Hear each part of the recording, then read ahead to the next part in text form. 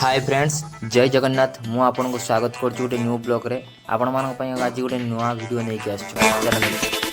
ए नाली चिड़िया टिका दूजिया चिकनी चोखा मोहजर का खोली देखा झमाले। ए नाली चिड़िया टिका दूजिया चिकनी चोखा मोहजर का खोली देखा झमाले। हाँ छुई देले मु छतीरे तो तुर तुतु बाजीबो दूरे गाले राती सारा कुतु कुतु लागिबो। अरे तो किए तो